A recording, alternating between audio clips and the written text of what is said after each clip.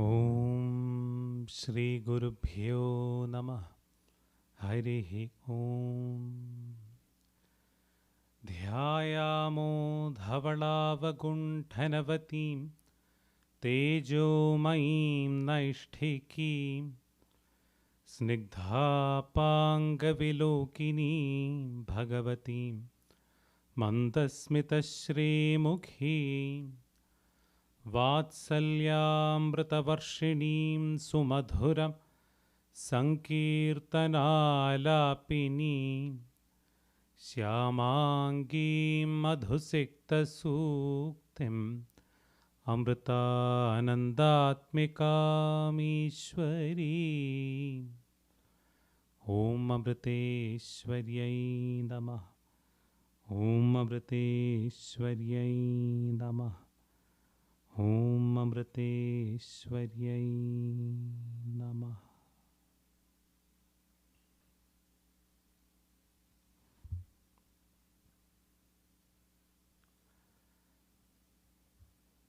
Om Amriteshwaryai Namah. Let us continue with our discussion on Hanuman Chalisa. The last week we discussed about how Lord Hanuman leapt up into the sky to catch hold of the sun and gobble up the sun.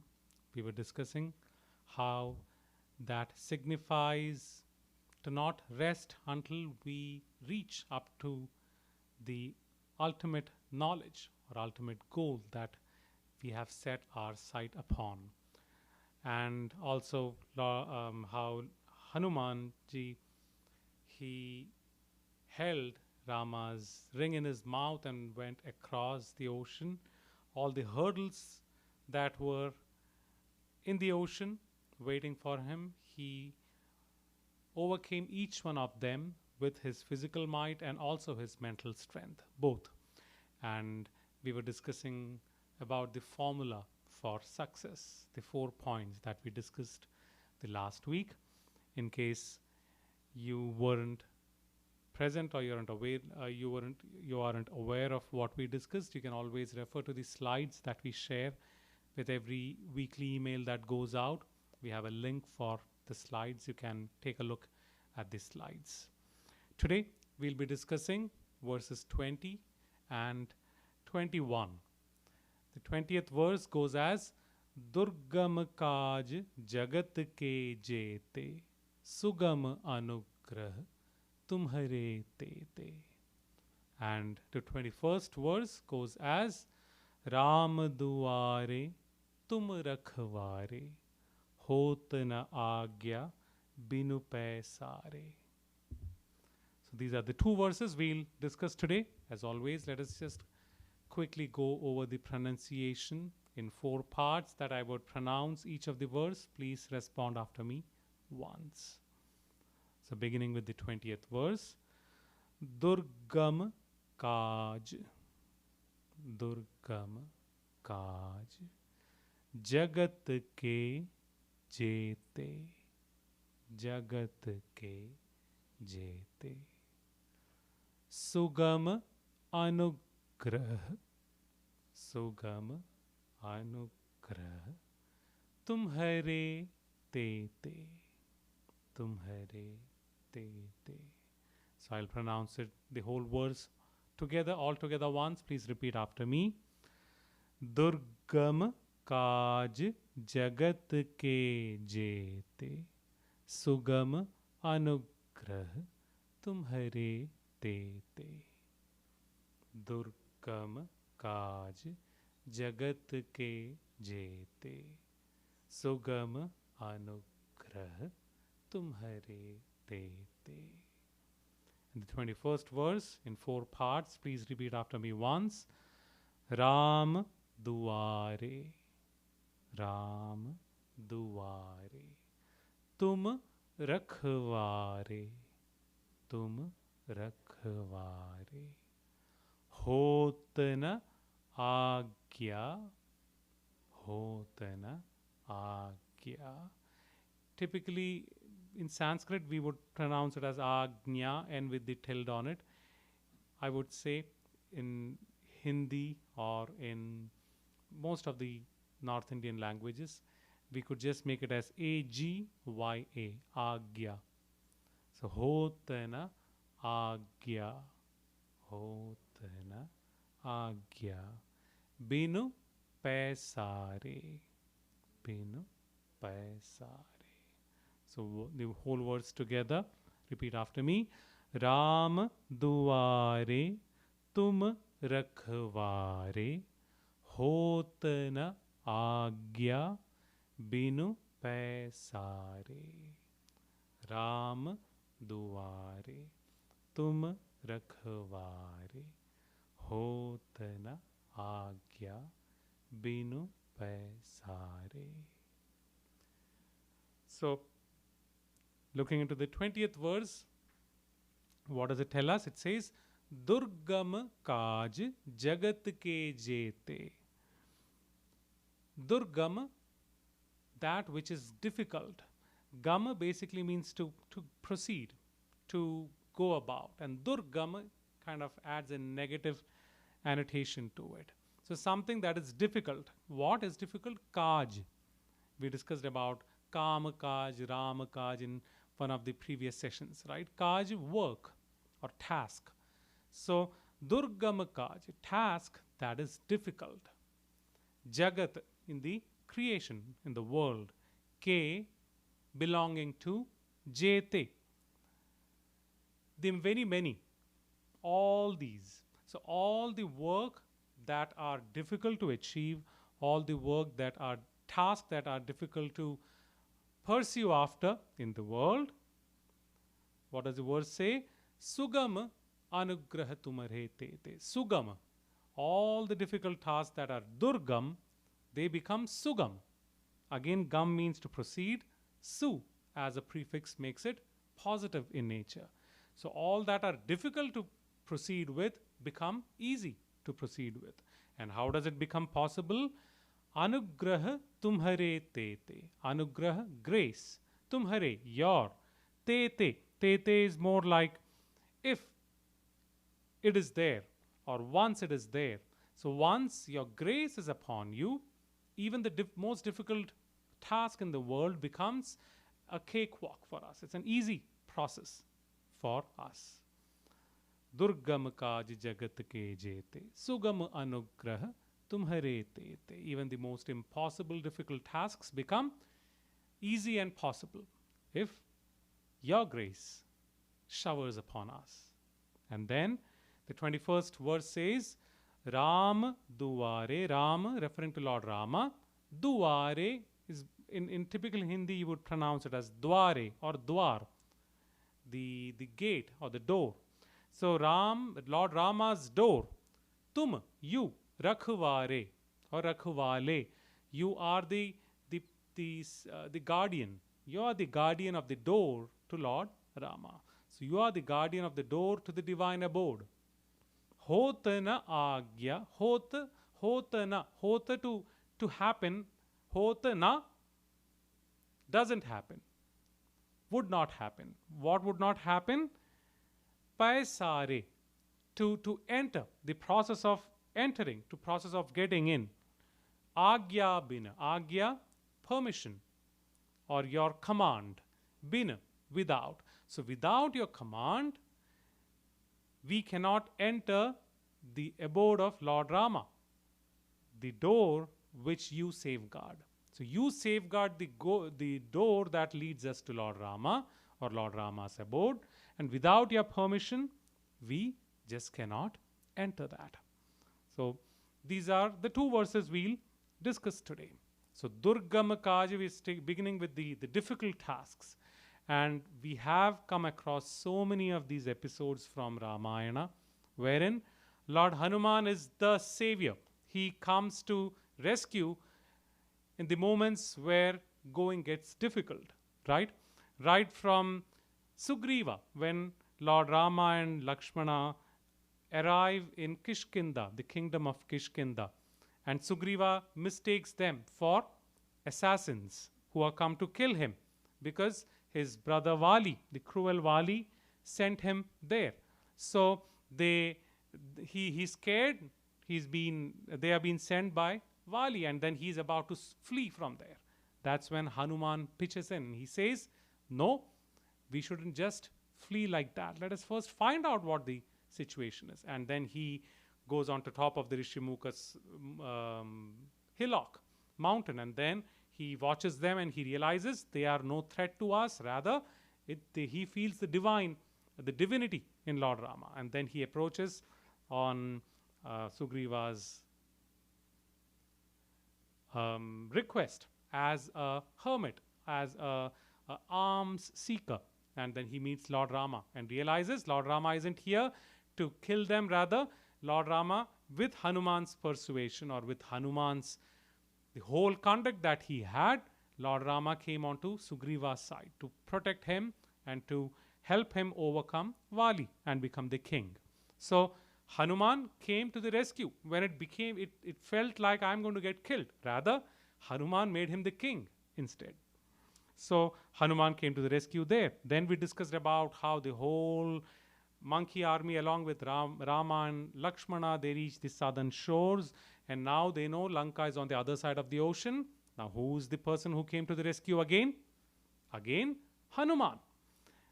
We discussed how Angada was another person who was quite capable, but it was not about just physical ability but mental ability too. And Hanuman was the perfect person.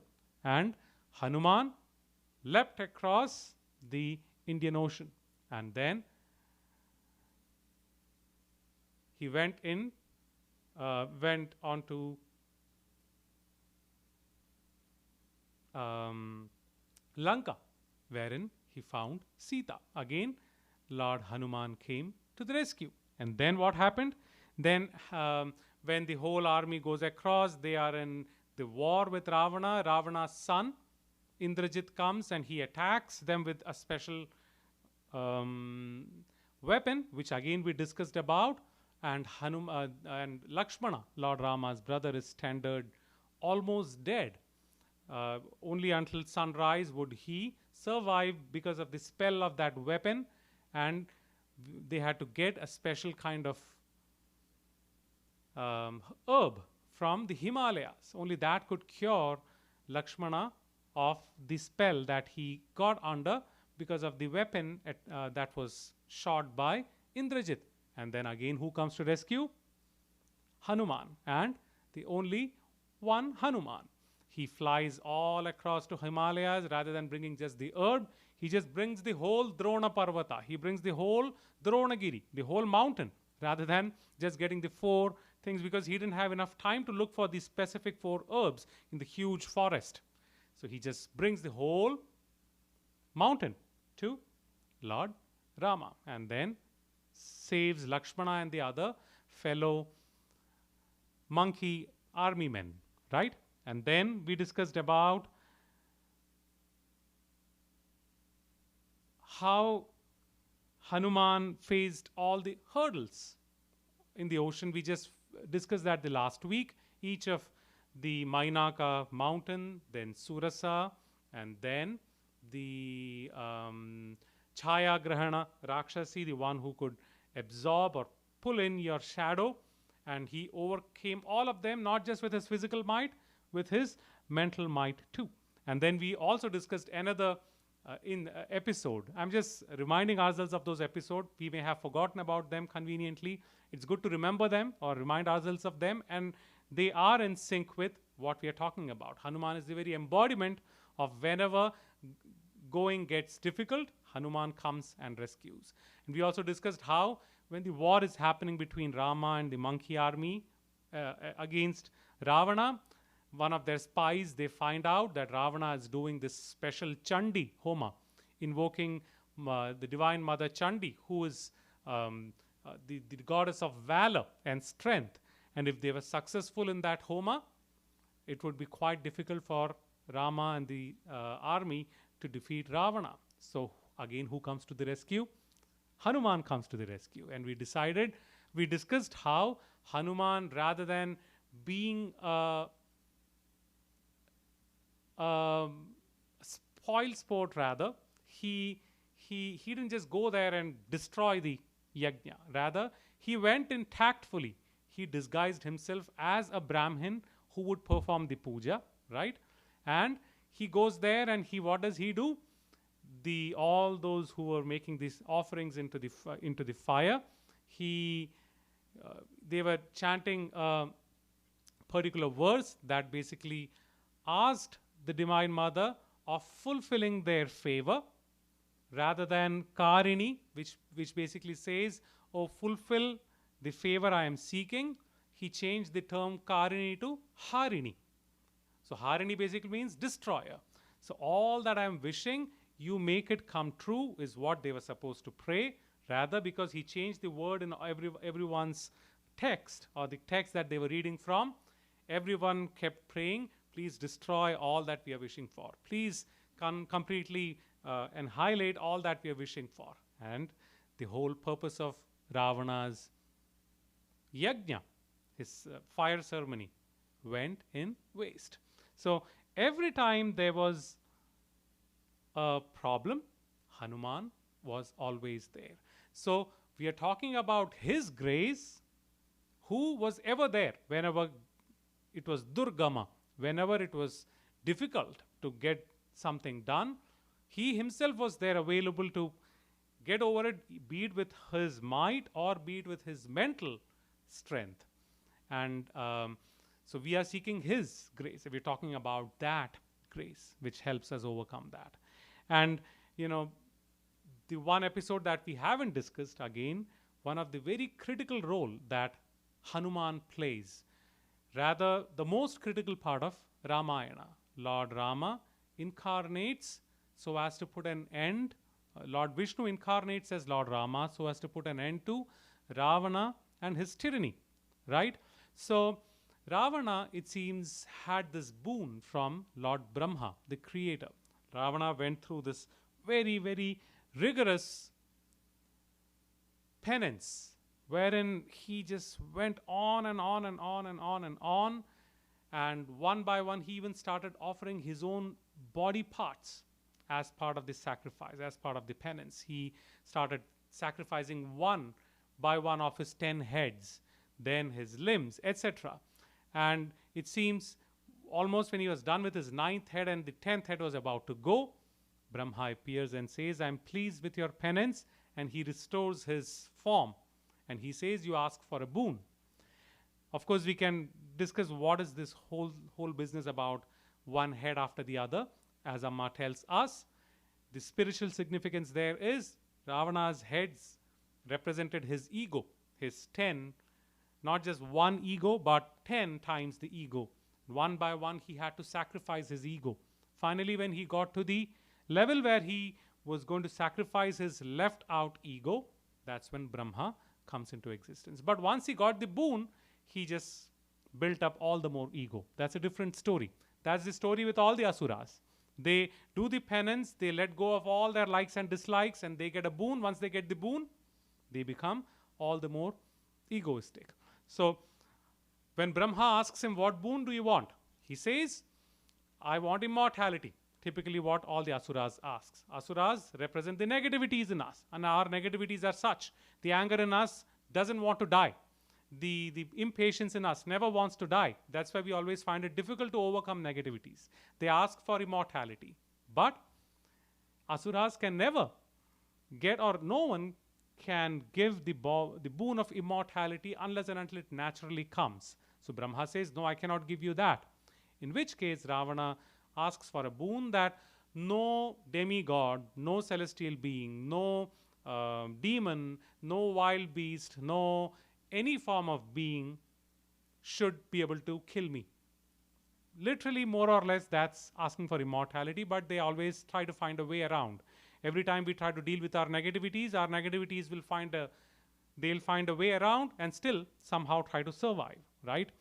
And so Ravana asks for this, but so Brahma grants the boon.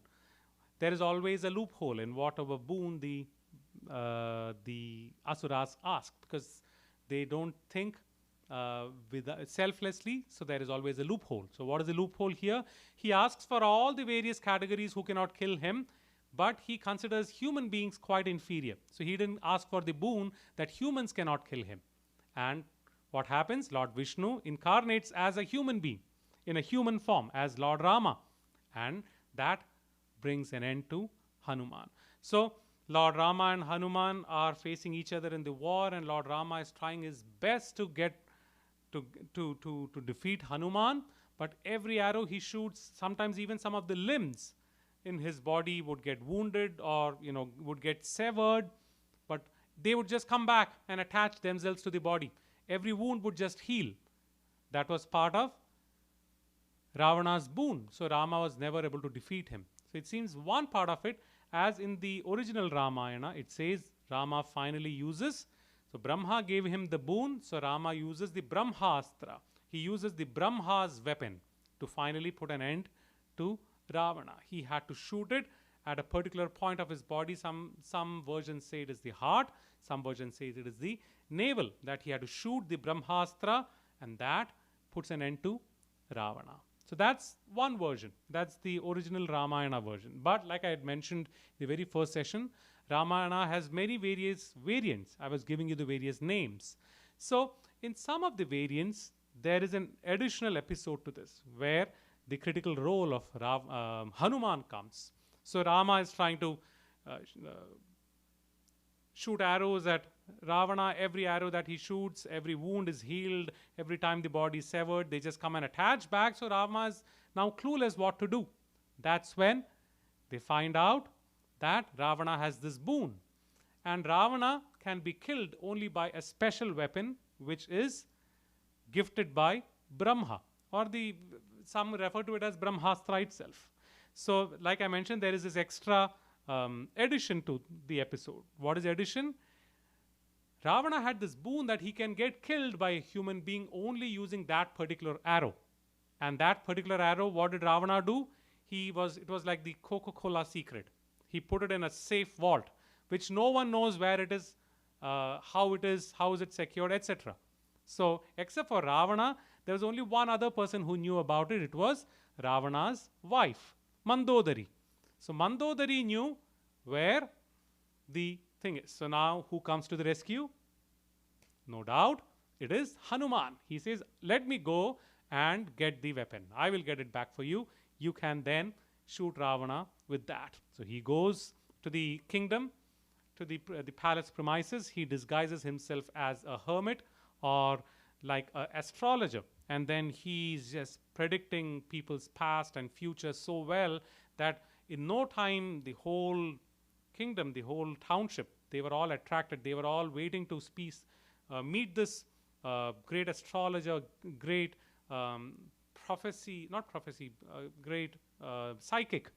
And this reaches Mandodari's ears. She finds out that there is someone here.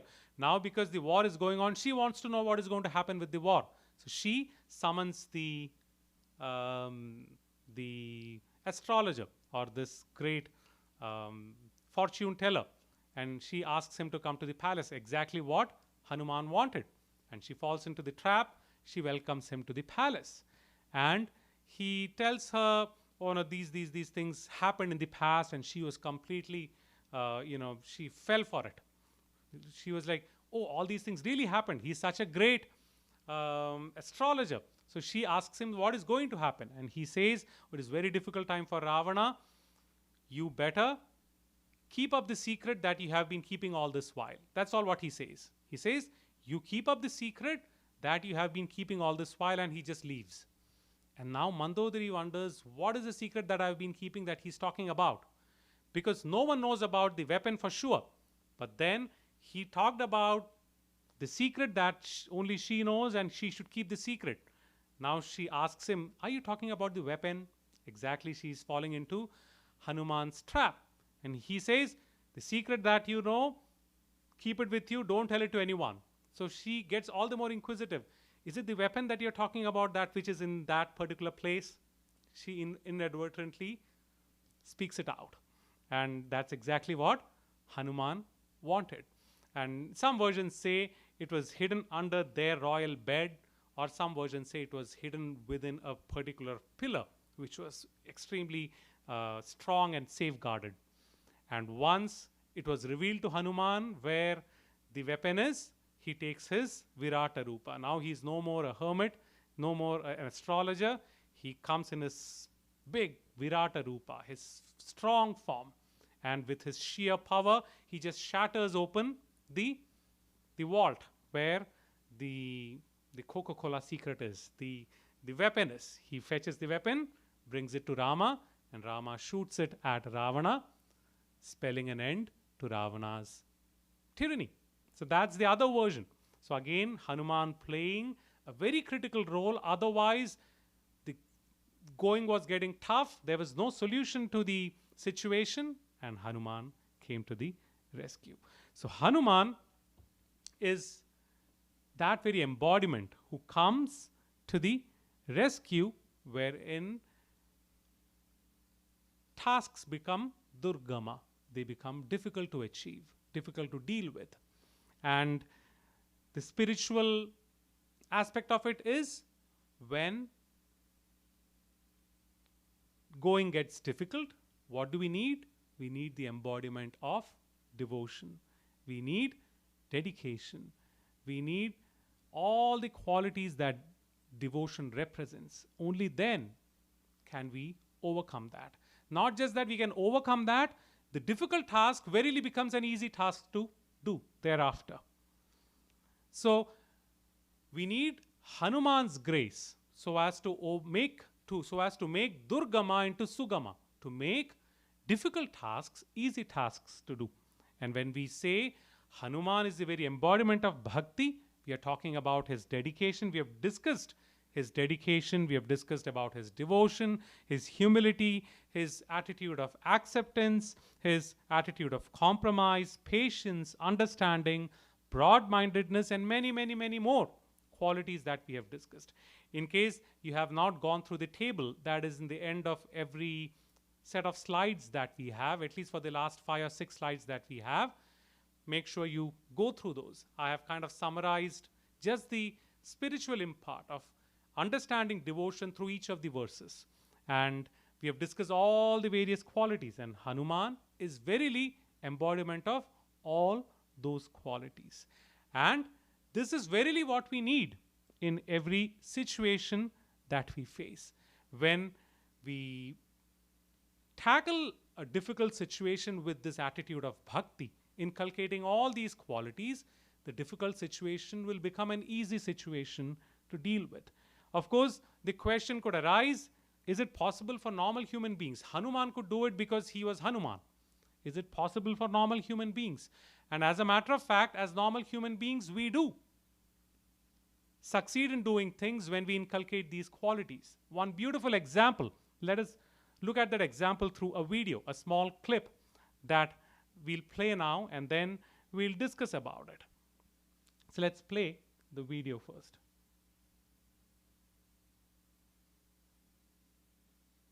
Let's start from beginning. Go back. Go back. Can you unmute?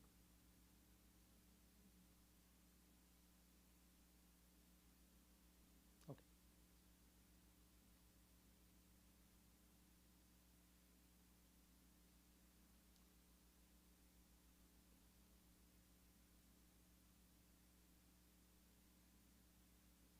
Are you able to hear?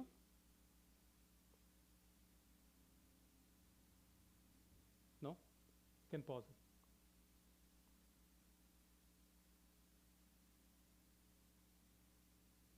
Unmute ചെയ്തിട്ടുണ്ടോ നാലാമത്തേത് അഞ്ചാമത്തെ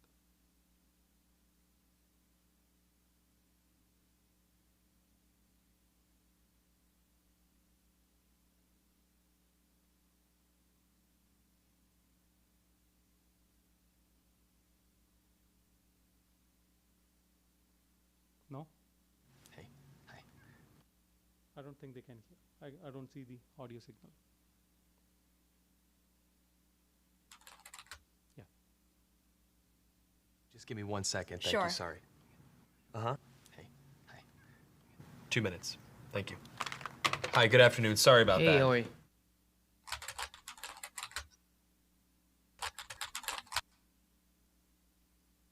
Hi, nice to Hi. meet you. Nice to meet you as well. Have you ever done one of these interviews over the camera before? No. Well, let me tell you a little bit about the job to get started with.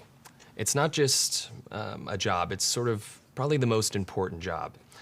The title that we have going right now is Director of Operations, but it's really kind of so much more than that. Responsibilities and requirements are really quite extensive. First category for the requirements would be mobility. This job requires that you must be able to work standing up most or really all of the time, constantly on your feet, constantly bending over, constantly exerting yourself, a high level of stamina. Okay. That's a lot. For how many hours? 135 hours to unlimited hours a week. It's basically 24 hours a day, 7 days a week. I'm sure you'll have a chance from time to time to maybe just sit down here and there, yeah? You mean like a break? Yeah. No, there are no breaks available. Is that even legal? Oh, yeah, of course, yeah. Okay. Yeah. So like no lunch. You can have or- lunch, but only when the associate is done eating their lunch. I think that's a little intense. No, Not possible. that's crazy. Now, this position requires excellent negotiation and interpersonal skill. We're really looking for someone that might have a degree in medicine, in finance, and the culinary arts. You must be able to wear several hats. Associate needs constant attention. Sometimes they have to stay up with an associate throughout the night. Being able to work in a chaotic environment, if you had a life, we'd ask you to sort of give that life up. No vacations. In fact, Thanksgiving, Christmas, New Year's, and holidays, the workload is gonna go up, and we demand that. With a happy disposition. That's almost cruel. That's almost a very, very sick, twisted joke. Worried about when there's time to sleep or... Oh, no time to sleep. Yeah, all-encompassing almost. That's exactly right. 365 days a year? Yes. No, that's inhumane. That's very insane. The meaningful connections that you make and the feeling that you get from really helping your associate are immeasurable. Also, let's cover the salary. The position is going to pay absolutely nothing. Excuse me? No. Nobody's doing that for free. Yeah, You're pro crazy. bono, completely for free. No. What if I told you there's someone that actually currently holds this position right now? Billions of people, actually. Who? Moms. Yeah. Yeah. Moms. That's awesome. Oh. And they meet every requirement, don't wow. Oh my God. Moms are the best. Yeah, there's no pay. They're 24 hours. They're always there. Now I'm thinking about my mom. they? Yeah, and what are you thinking about her? I'm thinking about all those nights and everything. Thank you so much for everything you do. I know it doesn't seem like I appreciate all of it, but I definitely do. So, Mom, I want to say thank you for everything that you've done. I love you very much. You've been there through thick and thin. My mom is just awesome. She's awesome. I guess you may have seen this video. It was quite popular, I guess, few years ago when this came out. So if you really look at it, all the requirements that the interviewer put forth, literally impossible to do. But like he mentioned, billions make it possible. And what makes it possible is this very quality, devotion and dedication. Devotion, the amount, the quality of devotion and dedication a woman, a mother, has towards motherhood, towards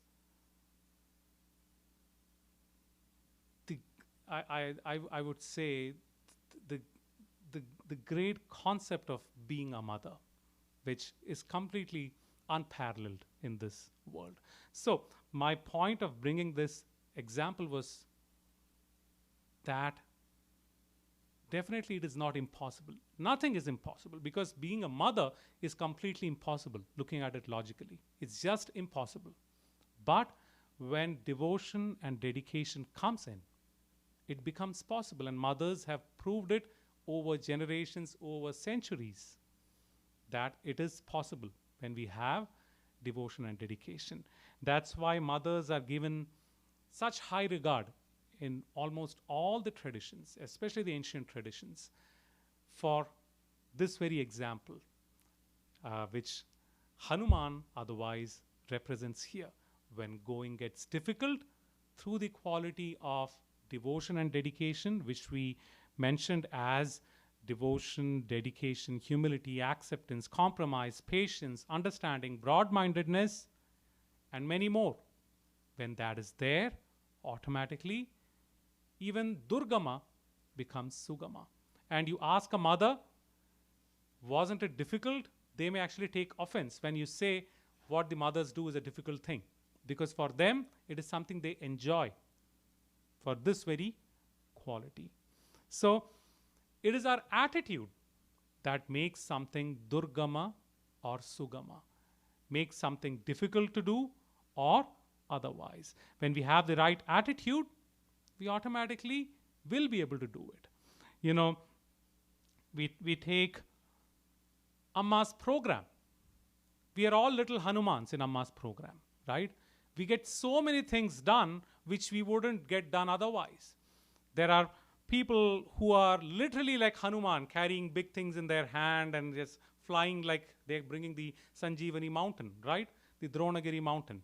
There are people doing tasks that we would not do otherwise. Someone who just doesn't go into the kitchen at all is probably 8 or 9 hours in the kitchen every day during the tour.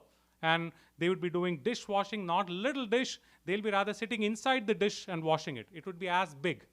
Some of the dishwashing processes as tedious. And there may be people who don't like interacting with people, and others they don't like, and they'll be the may I help you volunteers, or they'll be the line coordinators or crowd control volunteers, etc. And things that we think otherwise that I cannot do just happens in Amma's presence, during Amma's program. And what is that all that was Durgama for us became Sugama is again this very attitude, which we refer to as my devotion towards Amma. And when Amma says devotion towards Amma is your good attitude towards others, is our devotion towards our Guru, is our devotion towards the deity. And because we are able to practice our good qualities in all these various situations, we are able to do things which we cannot do otherwise. Something that is difficult for us becomes easy for us. Durgama becomes Sugama for us.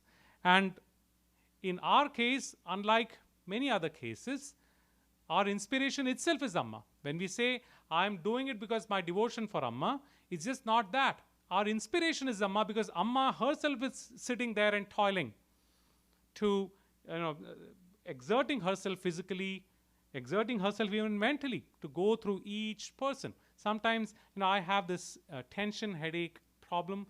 Tension headache is all related to all these muscles in your neck, shoulders and back, etc. And sometimes I've seen that you sit too long for a program, my back starts hurting, and that kind of propagates all the way up to the sides of the head. And the worst thing to do then is to give prasad to people and smile at them. Because when you smile, it starts hurting here. And you're like, I don't want to smile anymore. And think of Amma, she just smiles for hours and hours every day. Sometimes even 15, 16 hours for Amma birthday program, huge program, she's smiling for. She's smiling for 22 hours. That itself is so much, just that smile itself is so much of physical and mental pressure, I feel. And Amma's hug, Amma's embrace, no doubt in it, it is complete physical exertion, and which she's been doing for 50 almost 48 to 49 years now. And so when you say Amma has created a huge network of spiritual activities and all the more bigger network of humanitarian activities, Amma has literally toiled for that. And she's still toiling for that to make it happen. For all the support Amma gets, be it manpower, be it financial support, Amma is literally toiling for that. And when you ask Amma, aren't you suffering doing this? And Amma says, no. In love, when there is in oneness, there is no effort, there is no suffering. Coming back to this very point, and it's something that may seem durgama to hug 40 million plus people in your lifetime, literally hugging them for 10, 12 hours every day of your life. It is just impossible. You cannot do it. You just cannot do it. And for Amma, it is a sugama, again, because of that very attitude that she exhibits every moment of her life. And that's why it is possible for Amma to do. So, this verse talks about that very thing. The right attitude is what they are referring to as grace. We should have Hanuman's grace so that we are able to transform Durgama into Sugama. And when you say grace, it is to inculcate and develop these attitudes, these sets of attitude within us. And when Amma is asked, how are you able to do all this? Amma just says, it's just kripa that is making it happen. In a term that Amma very regularly uses, Amma says, kripa rakshikyate. Amma says, let grace protect you. May grace guide you. Divine grace guide you. When Amma says grace, and when we talk about grace, what exactly is grace? Because the verse says we need Hanuman's grace for this. When we talk about grace, we are referring to the three factors, and we have discussed this in various contexts. We'll quickly recap what we have discussed before. We talk about the three factors. What are the three factors? Adhi, Atmikam, Adhi, Bhautikam, and Adhi, Daivikam. Adhi basically translates to be subjugated to be subjugated to any situation that we are in. The situation is subjugated to what? Atmika, Bhautika, and Daivika. Atmika referring to our own self. It is subjugated to us. The mental state that we are in, our mood, our abilities, our disabilities, our attitude, our mindset, all of them, they play an important role in the way the situation would develop. Then Adhi Bhautikam. Adhi Bhautikam, the physical things around us, people, things around us, the situation, the condition that we are in, all of them, they have an influence. The location, they have an influence of how the situation would unfold. And then Adhi Daivikam. Daivikam, usually the term Daivikam comes with divine. We call it divine because these are the factors that are beyond our control. Not personal, not physical. They are beyond. Both of these, beyond the physical realm, beyond the personal realm and the physical realm. Because they are beyond both these realms, it is difficult for us to have any control over it. So, some of these factors are definitely controllable. Some of these factors are beyond our control. So, when we say grace, we need all these factors to fall in place. So, for example, if we take an exam that we are going to give or take, there are adhyatmikam, the personal level factors like my mental preparedness, whether I've prepared the material well, whether I've studied enough, whether I've taken care of my health enough around the exam time, whether I'm confident enough, whether my mental composure is good enough. All those are adhyatmikam. They are under my control. I can very well deal with them and prepare myself. And then comes adi bhautikam.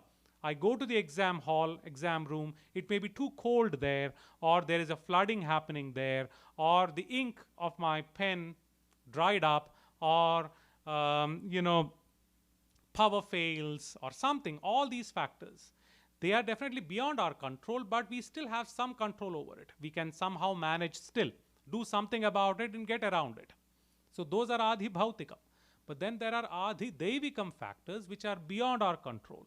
I wrote all my answers very well, but then I find out that the person who's handling all the answer sheets, they lost my answers. What can we do about it? There's no way I can get grades for all the answers I've done. Or the example that Amma always gives, the person who's evaluating our exam had a fight with his or her spouse. Good enough for not getting an A+, right? They are not in good mood. We cannot get an A+, however well we have done the exam. Again, something that is completely beyond our control. So this is what we refer to as adhidaivikam. So adhyatmikam, adhibhautikam, the factors that we can control, we can very well control. We can put in our effort and control. But adhidaivikam, there are some things which are beyond our control. And if we need them to favor us, we need grace. That's what we refer to as grace. Even for our own thing, for our own effort too, we need grace. So when you say, may you have grace, it basically means may all these factors fall in place. And if we need grace, we need all these factors to fall in place, we need to develop bhakti. And that's what leads to the next verse, wherein it says, you are the guardian of Lord Rama's abode, his doors. And to get access to that door, I need your permission. It's basically that. To get access to divine abode, to get access to the ultimate goal, we need the permission, or we need the grace of bhakti. We need the grace of Hanuman, who represents bhakti. Only through bhakti can we get there. So we need to get to the entrance of Rama to get that grace. And to get that grace, what we need is the permission of bhakti, or the empowerment by bhakti. Only then can we enter that door. The Holy Bible, because we talked about door, there is a verse in the book of John, chapter 10. It says, I am the gate. Whoever enters through me will be saved. I am the gate, and those who enter through me will be saved. So we are talking about this very thing, to enter through that door. Once we enter through that door, we get grace and everything falls in place. But to enter through that door, the means is bhakti and all those qualities that we discussed. There is another verse in the book of Matthew, chapter 7. It says, it goes as, Jesus tells his listeners there, enter through the narrow gate. For wide is the gate and broad is the road that leads to destruction, and many enter through it. But small is the gate and narrow the road that leads to life, and only a few find it. So it's not a huge gate, it is a small and narrow gate. And to get through a small narrow gate, what do you need? We need humility. We need to bow down. We need to become small. The big ego in us will not let us enter through that gate, through that door. We need to become small, and that is verily what bhakti is. It's like the story of this Mahatma. A person comes to become his disciple, and he tells him, I want to become your disciple. Can you please take me as your disciple? The Mahatma says, what qualifications do you have to become my disciple? He gets an opportunity to now talk about his qualifications. He says, well, I have learned this scriptures. I've kind of mastered this particular scripture. I've worked with this sage. I've gone to this place to give a talk. And he just goes on and on and on and on and on. And the Mahatma tells him, okay, you have all these qualifications. If I will accept you as my disciple, if you get with me into my small hut that I live in, then if you enter the hut, I will accept you as my disciple. He says, why not? I'll follow you. Please take me. And the Mahatma goes to his hut. It's a small hut made with some bricks and thatched leaf roof, etc. The Mahatma just walks. It has a small door. The Mahatma just walks, standing up straight, and just goes and bangs on the top part of the door. Hits his head. He falls down. And the disciple is taken aback. What's happening to him? He just helps him get up. He says, I'm so sorry. And he walks back to the door. This time, because he's tall, the sharp edges of the thatched leaves, the roof, they come and poke his eyes, and that really hurts him. Again, he steps back. And the disciple is like, what happened to him? Can't he see? And then he again goes and bangs his head against the door, not, standing up straight. A brick comes and falls on his head. He actually starts bleeding. And the Mahatma is all hurt. And the disciple is like, what happened to him? Is he even a Mahatma now? He's acting like a fool. And he says, sir, can I help you to go into your room? You need to bend down and become smaller and then go in. He said, that's my teaching for you. If you want to enter my heart to become my disciple, you need to become small. Only then can you come through. For all the boasting that you did for yourself, you're only going to suffer like me. You're going to have your eyes poked. You're going to have the brick fall on your head.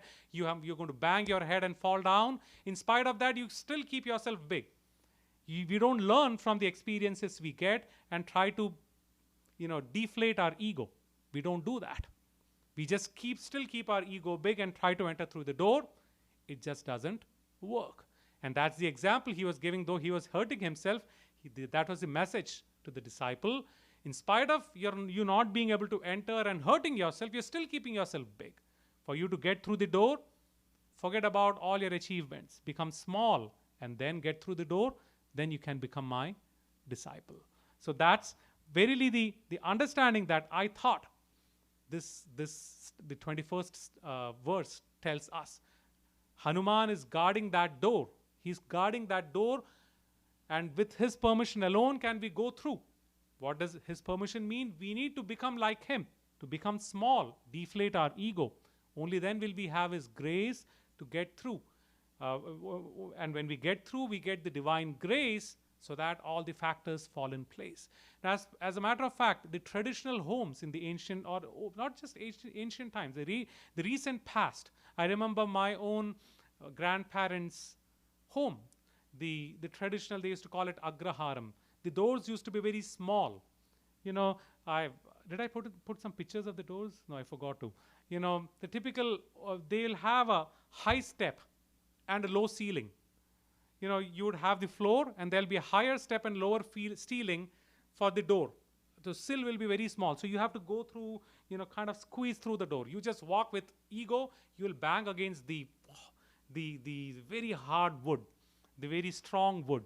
And I have had that even when I was little. Sometimes you're just playing around, you run around the house and you go and your head goes and smashes against the top part of the door sill, because they are always low. So the idea here is, however big my house is, outside I am going to be small. I'm going to be humble. However big my achievements are, outwardly I need to be humble. I need to be not boasting about myself. And anyone who needs to enter that house has to become small, has to bow down, and then you enter. So the door always reminds you to be humble, to let go of your ego. And it's not just in the Indian tradition. Most of the Pacific Asian traditions, or most of the Asian traditions, and I understand some of the ancient European traditions were such too. You need to bow down. The Shinkansen, the bullet train in Japan, the ticket checker, when they come, you call them ticket checkers? They come and verify your ticket. Every time they enter a car, it's their tradition, whether people see them or they appreciate them, they would enter the door from one car to the other, they will bow down. And then they check all your tickets, they go to the other side, they're exiting the door, they'll look at everyone and bow down. They just do it, whether people care about it or not. That's the tradition. I bow down. I may be much bigger than you on this train. I have the authority. I can kick you out of this train, but still I'll bow down in front of you. I thought that's a very inspiring tradition that they are maintaining on the bullet train, because bullet train is about the future. It is a good example of technology. In spite of the futuristic setup there, they are keeping up the tradition of bowing down. So the bowing down, again, it represents that humility. So the door is small to remind us to bow down. Let the ego bow down. Let it deflate. And through that door, then we get through, we get grace. So I feel these two verses are, the first verse and second verse literally have no connection. But if you think about it from this point of view, they are very well connected, because the first verse was about making difficult tasks easy. To make difficult tasks easy, what do we need? We need bhakti. And when we have bhakti, we get grace. And to get grace, we need bhakti. So it's a vicious cycle. So I think both these verses are quite intertwined. So that's basically what I had to discuss for today. It's 8:27. We are good in time. We'll just quickly look at the table and the verse 20 and 21. so that we can summarize. So the title of the table is to understanding bhakti, or understanding devotion through Hanuman Chalisa. So what have we understood through the 20th and 21st verse? We discussed about bhakti, devotion. It is bhakti that fetches grace for us, making every impossible task possible and simple for us. 2, and when we talk about grace, what does grace mean? Grace means all the 3 factors: the personal factors, the surrounding factors, the physical realm, and the factors beyond them, all of them falling in place, or as many of them falling in place, is grace. And to get grace, to practice bhakti, we need to practice qualities like dedication, selflessness, humility, understanding, broad-mindedness, etc., etc. That's when we become deserving of grace, wherein every act of ours becomes easy to achieve and perform. So I guess that's what we will discern or learn, perceive from these 2 verses today. So I hope the discussion made sense. Let us conclude the discussion here, and then now we will chant or sing the Hanuman Chalisa. As always, give us a couple of minutes. We'll quickly set up the mic and the instruments, and we'll chant the Hanuman Chalisa, sing the Hanuman Chalisa rather. Before we get to that, I just wanted to give you a heads up. I'm leaving for Amritapuri tomorrow, the day after tomorrow to be specific.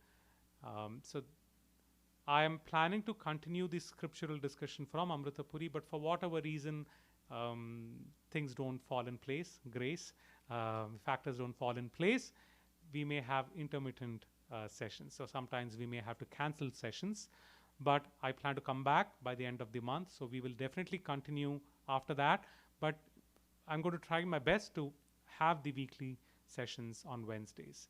Just because I'm involved with the C20 initiatives, I may get pulled into that, all the more when I'm physically there. But we'll definitely try to have it all the Wednesdays.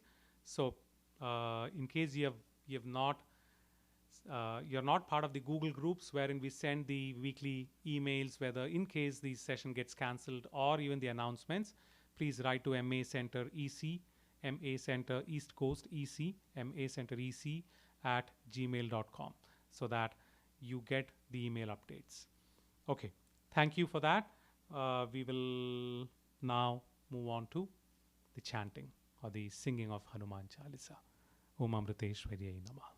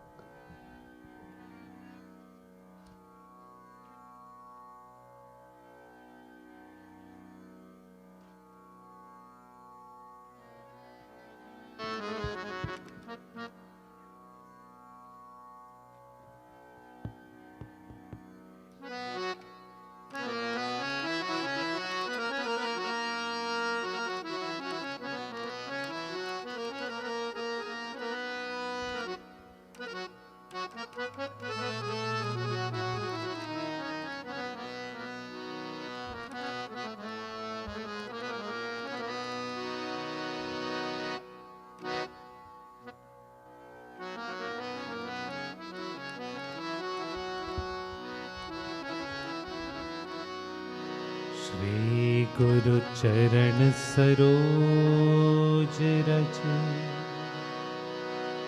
निज मन मुकुर सुधारि बरना रघुबर बिमल जसु जो दायक फल चारि बुद्धिहीन तनु जानिके सुमिरा पवन कुमार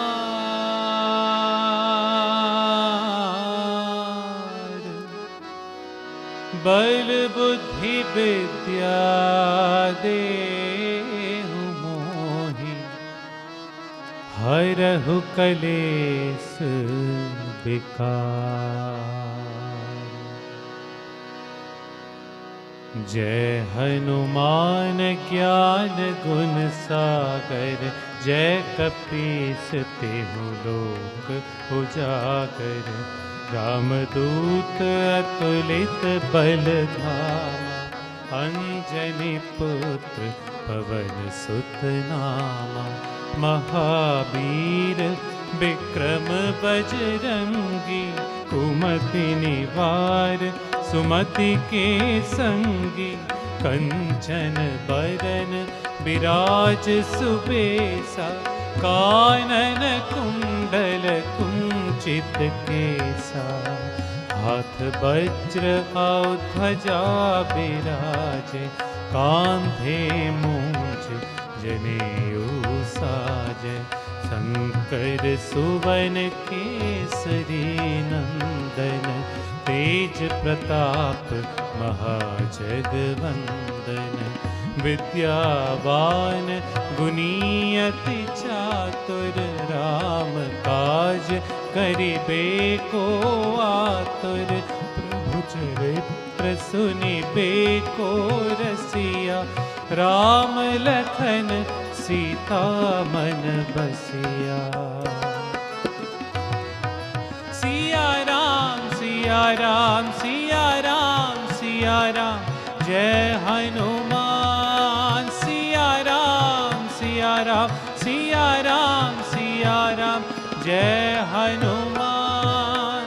सूक्ष्म रूप धरि सिंहि दिखावा विकट रूप धरि लंक जरावा भीम रूप धरि असुर संहारे रामचंद्र के काज सवारे लाय संजीवन लखन जियाए श्री रघुबीर हर्षि उर लाए रघुपति कीन्ही बहुत बढ़ाई तुम मम प्रिय भरत की सम भाई सहस बदन तुम्हरो जस गावै हस कहि श्रीपति कंठ लगावै सनकादिक ब्रह्मादि मुनीसा नारद सारद सहित अहिंसा जम कुबेर दिगपाल जहाते कवि को विद कही सके कहाते तुम उपकार सुग्रीव ही कीन्हा राम मिलाय राजपद दीन्हा। सिया राम सिया राम सिया राम सिया राम जय हनुमान सिया राम सिया राम सिया राम सिया राम जय हनुमान।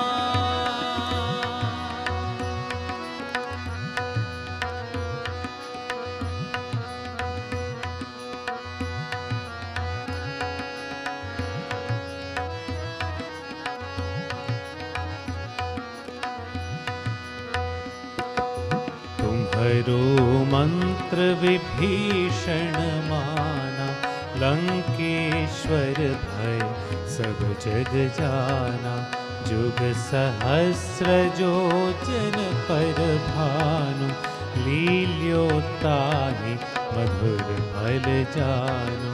प्रभु मुद्रिका मेली मुख माही, जलधि लांघि गए अचरज नाही।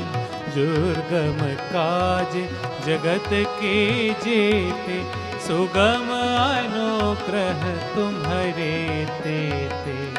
राम दुआरे तुम रखवारे, होत न क्या बिनु पैसारे। सब सुख लहै तुम्हारी सरना, तुम रक्षक काहू को डरना। आपन तेज सम्हारो आपै, तीनों लोक हाँकते कापै। भूत पिशाच निकट नहीं आवै, महावीर जब नाम सुनावै। सिया राम सिया राम सिया राम सिया राम, जय हनुमान। सिया राम सिया राम सिया राम सिया राम, जय हनुमान। नासै रोग हरे सब पीरा, जपत निरंतर हनुमत बीरा। संकट ते हनुमान छुड़ावै, मन क्रम बचन ध्यान जो लावै। सब पर राम तपस्वी राजा, तिनके काज सकल तुम साजा। और मनोरथ जो कोई लावै, सोई अमित जीवन फल पावै। चारों जुग परताप तुम्हारा, है परिसिद्ध जगत उजियारा। साधु संत के तुम रखवारे, असुर निकंदन राम दुलारे। अष्ट सिद्धि नौ निधि के दाता, असबर दीन जानकी माता। राम रसायन तुम्हारे पासा, सदा रहा रघुपति के दासा। सिया राम सिया राम सिया राम सिया राम, जय हनुमान। सिया राम सिया राम सिया राम सिया राम, जय हनुमान। तुम्हारे भजन राम को पावै, जन्म जन्म के दुख बिसरावै। अंत काल रघुवरपुर जाई, जहाँ जन्म हरि भक्त कहाई। और देवता चित्त न धरई, हनुमत से सर्व सुख करई। संकट कटै मिटै सब पीरा, जो सुमिरे हनुमत बलबीरा। जय जय जय हनुमान गोसाई, कृपा करहु गुरुदेव की नाई। जो सत बार पाठ कर कोई, छूट ही बंधे महासुख होई। जो यह पढ़े हनुमान चालीसा, होय सिद्धि साखी गौरीसा। तुलसीदास सदा हरि चेरा, कीजय नाथ हृदय मह डेरा।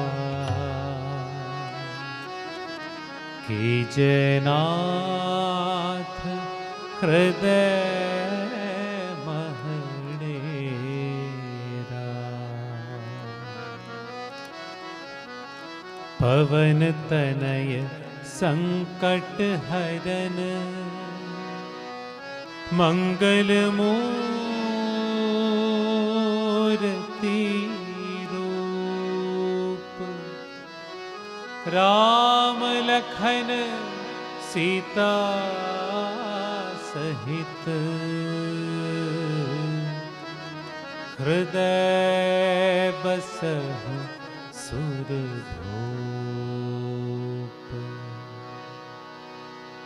सियावर रामचंद्र की जय, पवन सुत हनुमान की जय। सियावर रामचंद्र की जय, पवन सुत हनुमान की जय। ओ माता सीता की जय, ओ माता सीता की जय। ओ भ्राता लक्ष्मण की जय, ओ भ्राता लक्ष्मण की जय। भरत और शत्रुघ्न की जय, भरत और शत्रुघ्न की जय। सियावर रामचंद्र की जय, सियावर रामचंद्र की जय। पवन सुत हनुमान की जय, सियावर रामचंद्र की जय। पवन सुत हनुमान की जय, सियावर रामचंद्र की जय। पवन सुत हनुमान की जय, सियावर रामचंद्र की जय। पवन सुत हनुमान की जय, सियावर रामचंद्र की जय। पवन सुत हनुमान की जय, सियावर रामचंद्र की जय। पवन सुत हनुमान की जय, सियावर रामचंद्र की जय। पवन सुत हनुमान की जय, सियावर रामचंद्र की जय। पवन सुत हनुमान की जय, सियावर रामचंद्र की जय।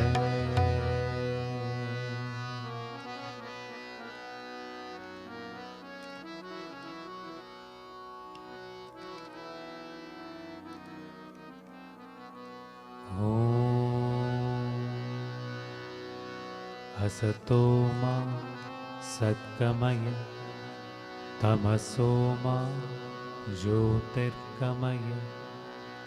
मृत्योर्मा अमृतं गमय।